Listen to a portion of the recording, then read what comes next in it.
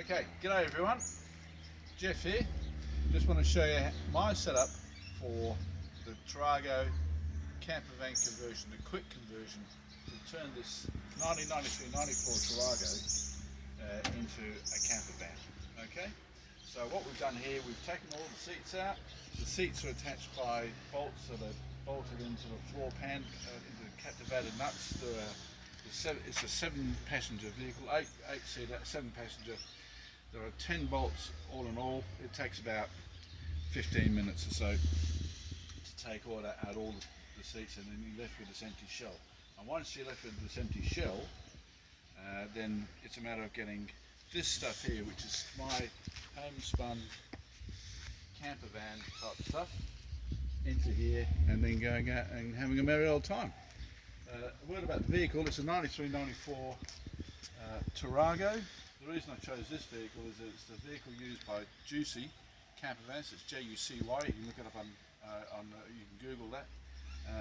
They strip them out, repaint them, rebuild the motors, the whole bit, and turn them into very, very nice camper vans. But I've done my own homespun version of this, which I think is very user-friendly and cheap. Not difficult to do at all. The motor in this thing has been rebuilt. I spent good money on getting the motor rebuilt and good money on the van, so it's turned out very nicely. So we'll get moving. So William, just show everyone all this gear here. This is all the gear that I've scrounged and made and adapted so that we can make this thing into a camper van. The first thing that goes in is this little platform here, which is just made out of 12mm ply. I put some dividers in there, and that goes right here in the back. Roughly placed about there to form a nice platform. As you can see, it's just homemade. The corner pieces I've made out of that stuff that you plaster when you're doing gyp rocking. You do corners with, and then I've screwed it together, and it's good and solid. The next thing that goes in is my little kitchen cupboard setup, which is this one here. That goes right there. Oh, sorry, over there I mean. And basically, it's just an old farming cabinet that I put these wooden shelves into, and I found these Tupperware boxes. You take the lid off, and inside you find all that gear. Put it back in without the lid. The lid stays home. That's all your cutlery, cooking utensils, glasses, bowls, cups, all that stuff. Second drawer down here, I've got my pots and pans. So just what I prefer. None of this is special gizmo light gear stuff or anything like that. It's just normal stuff that are for camping stuff. With a butane stove, and because we go to caravan parks, a little electric stove too. Okay, so that's the cupboard. Next thing is the fridge, which is this baby right here. That goes right here. This is fridge we've had for a few years now. It's an old style fridge. It's an old style fridge. It runs on 240 volt, 12 volt or gas via heat exchange arrangement. You could put anything there. You could put one of the more modern fridges with a Danfoss compressor, or you could even just put an esky there, a cool box there. It's powered by gas. The gas bottle, when it's connected up, will just plonk in behind here. So you can run it inside the vehicle when it's not running, if the vehicle's not moving and running, or you can take it out and stick it around there somewhere. But it's a very, very good access to the fridge. Once again, you can use anything you want there, but that just happened to be something that we've had for years and still works absolutely beautifully on gas. Next thing is these things here. These are just little orange plastic tubs. Any school teachers out there, you might recognise these. I'm a semi-retired school teacher myself, and these were in the bin at work, so I grabbed them. They go in there. That's for the fruit and veggie, perhaps a little bit of bread or eggs too. There's one over here. This is the condiments. Goes in there. This one here is a few dried stuff, tinned stuff, noodles, that sort of stuff, just whatever. Goes there like that. Alright, so that's the back. What I then do, these are the spare gas bottles. They got a little hot plate just there. This side over here, this is for the wine and the bread, just in case Jesus comes to visit. Alright, there you go. Next thing, we've got the inside. Now, there's a couple of things about the inside. First, I'll just get to just show you this. This is a fold-down table, right? Just a cheapie, I inherited. And with the table, you do this. So while you're travelling, then when you stop somewhere, you pull it out, go flick, flick, and then have it out like that, but you put the legs up, then you put your stove on here, you can do your cooking, your washing up and your bucket, the whole bit just right there. Alright, so that's one way of using that table. I'll show you another way later. That goes right there. Okay, so the next thing is the inside. So for the inside, what we do, we take our bed. Now, unlike some of the other things on YouTube, we see people making beds out of heavy frames and stuff like that. All I've done is to make a bed, buy this stretcher bed. I'm going to plonk him in there. The bin man's coming in, never mind. I'll plonk the bed in the van while the bin man is going past, so I don't have to talk, okay?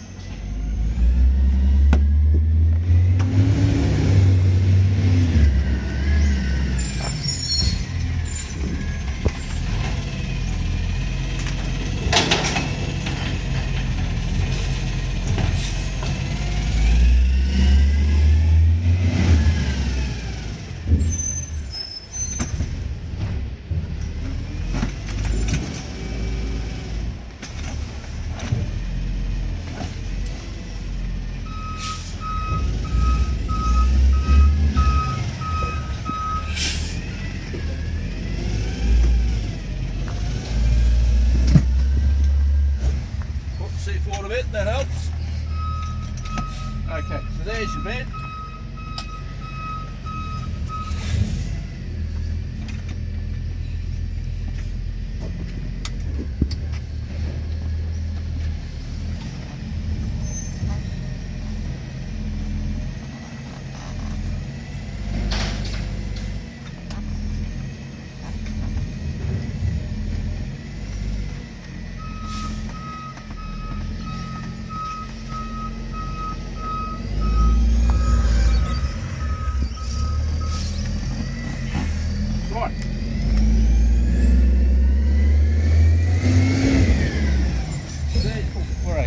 So there's your bed, right? It's just a normal bed, stretcher bed I got from Ray's Outdoors. As you can see, it's up reasonably high, which means that I can put this other stuff underneath there.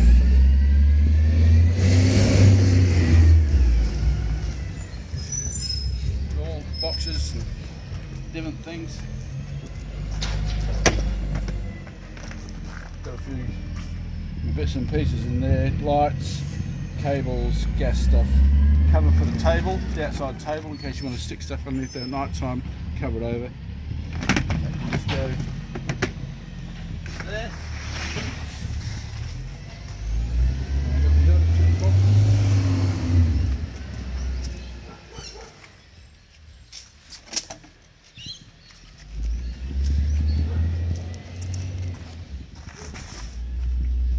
This one's got the washing up bowl, garbage bags, all that sort of stuff, emergency toilet stuff, bits and pieces.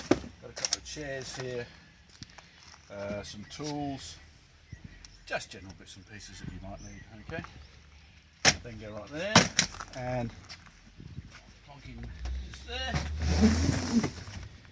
another one there. That gives me room for my own personal stuff underneath that stretcher bed there, and then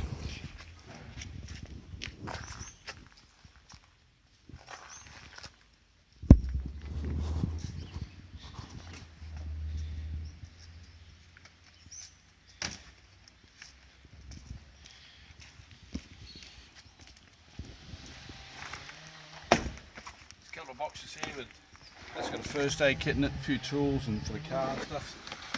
Go right there.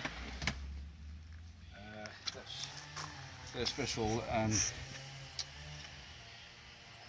crossbar attachments to put the bikes on the bike rack, and other bits of tarp and old towels and a bike lock thing there.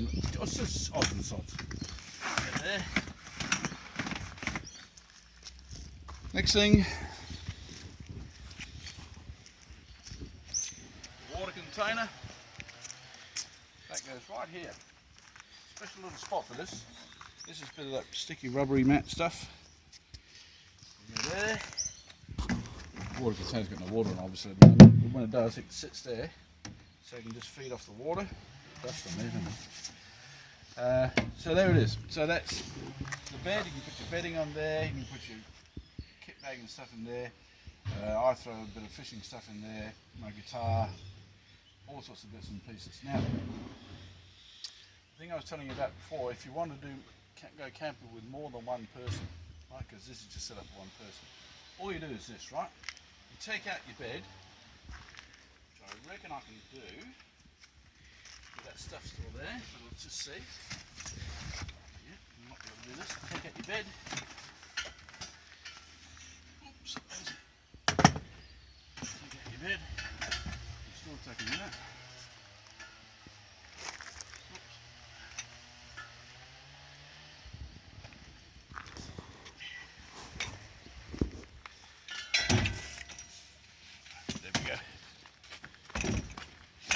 Folds up. Just dump it over here for now and fold it up later. What you do is this, right? You get this table and you stick this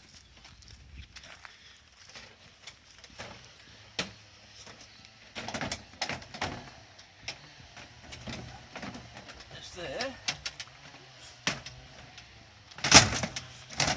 the base of the bed. And that gives you a little shelf. What you then do, you take your tent, that you're both going to sleep in, and dump it up there. And you might want to change things around a little bit. So if there's two people, what you do, you go and sleep in the tent, and you leave this, and then you take your table out and it's around the back. And then you just get into the van for the stuff when you need it. If the weather's really, really horrible, what you can do is take all the stuff here, quickly dump it in the tent, put your mattress in here, and that's big enough for a double mattress. Not a queen size, a double. A queen size is 1500 wide, or thereabouts. A double's about 1200 wide, so it's big enough for two people. There it is. Okay, got the awning. There's a roof rack on there. You can throw your bikes, your boat, all that sort of stuff up there. You can put your bikes in the back if you want to, but that means you can't get to the back when you're travelling, but whatever. And yeah, this is, I like to use stuff I do stuff that I can make myself and make multiple use of things. So this van was bought for transporting kids. I use a bit of work. I'm a music teacher, so I've got a cart here sometimes, and you can do that, but that's basically the setup. And we don't try and stealth camp or sneak into McDonald's car parks to stay there or anything like that. We go into caravan parks and we get, you know, powered sites or unpowered sites and just do normal stuff. Not that stealth camping and free camping is abnormal, but that's just one way of doing it, okay? And it's simple, it's cheap, it's effective, and doesn't take very long. Alright, thanks very much for watching. See ya.